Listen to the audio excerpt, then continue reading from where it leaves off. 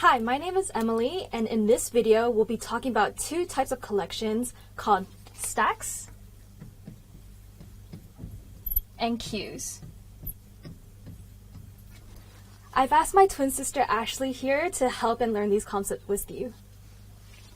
So I'm studying commerce and actuarial studies, so I'm not as good as coding as you are. I do know a little bit of R and a little bit of MATLAB, but I haven't learned any C before.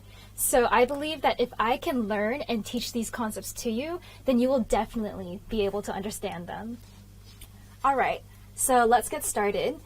Ashley, we have already seen how to store collections of data items. So if I asked you, how do I store 10 integers, how would you store them?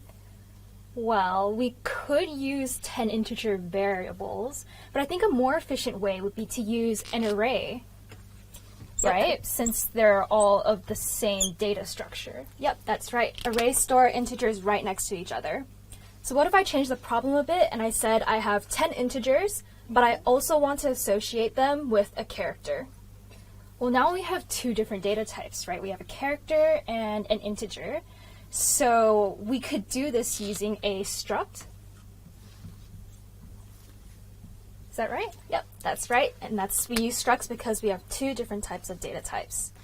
And the last variation, so let's say we're storing integers again, but I have no idea how many I want. I might want 3 on one day, 5 on another day, and then back to 4 on another day. How would you store them? Well, we previously said we would use arrays, but arrays, once you define them, the size is defined. You can't really change it. I do note that a linked list is very similar to an array, except that the one distinction is that a linked list can actually grow in size. So should we be using a linked list? Yes, that's right. So Ashley has helped you review the 3 basic types of collections we've seen so far: arrays, structs, and linked lists.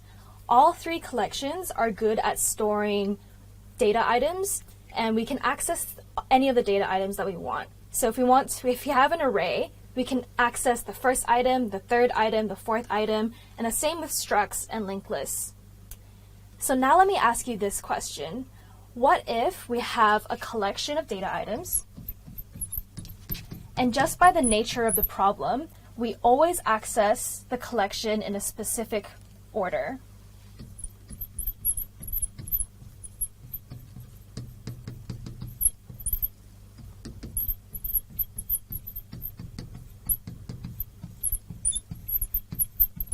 So this is different to arrays, structs, and linked lists, since there's nothing there dictating how you should access these collections.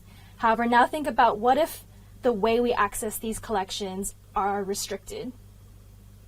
So keep this question in mind, and we'll look at some examples. So keep that question in mind, and now let's look at a few examples. So let's say you're lining up for the bus in the morning, and you have all these people gathering in line. How should people leave this line to get onto the bus over here? Well, assuming it's a fair system and no one's cutting, then I think the first person in the line should be the first person to get on the bus. So therefore, Darth Vader should be the first person on the bus.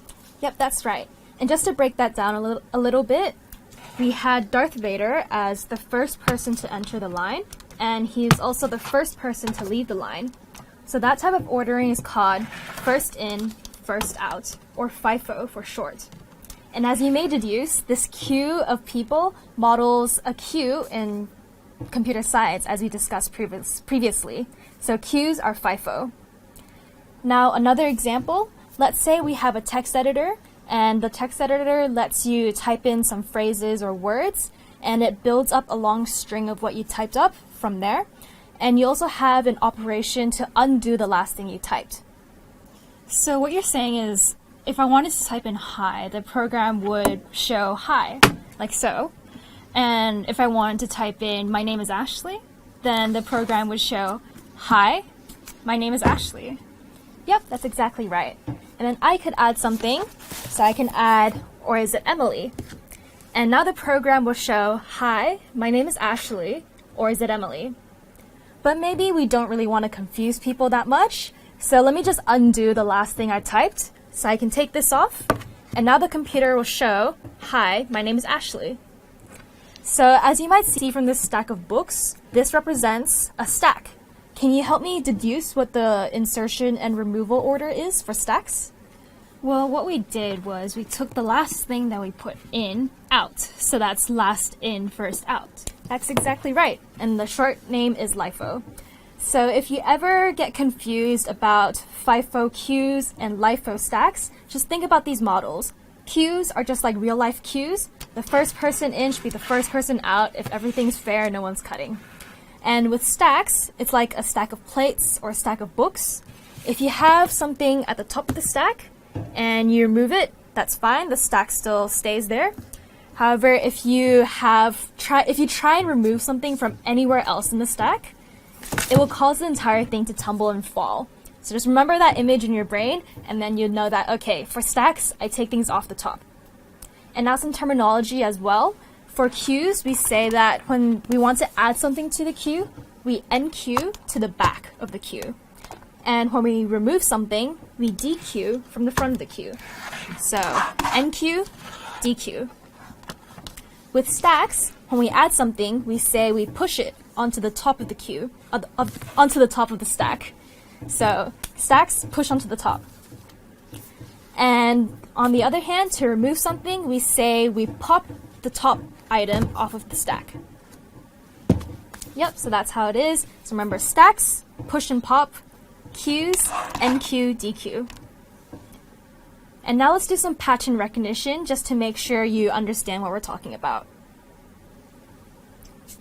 So now let's go through some extra pattern recognition just to make sure you have the whole concept of FIFO queues and LIFO stacks in your brain. Okay.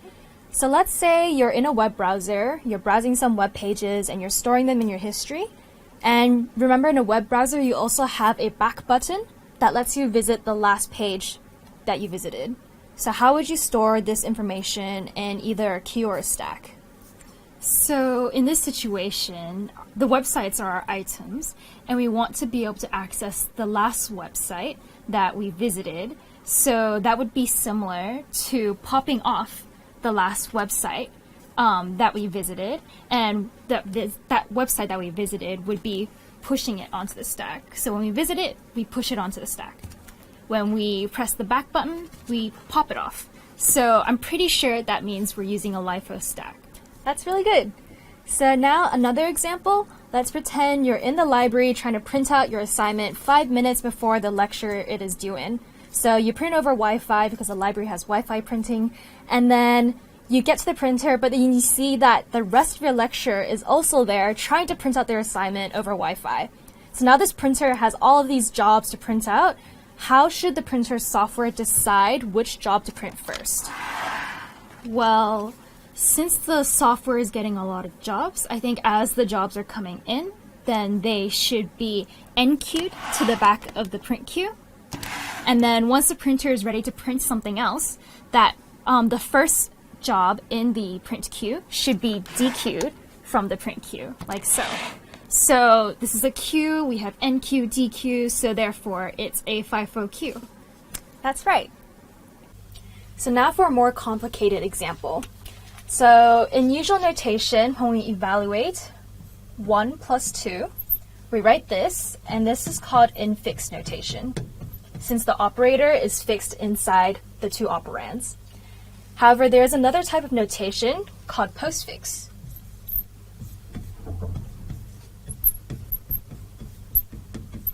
And that's because the operator is after the two operands.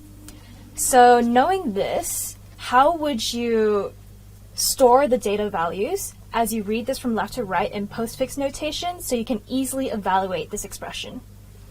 So when I'm reading from left to right, once I see the operator, I know I want the operator to operate on the last two numbers before the operator.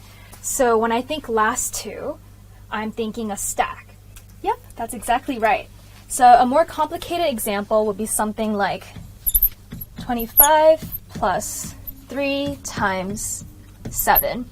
And note in this example, you conduct this operation first, since by order of operations, multiplication comes before addition. So this is the infix notation. In postfix, it would be this.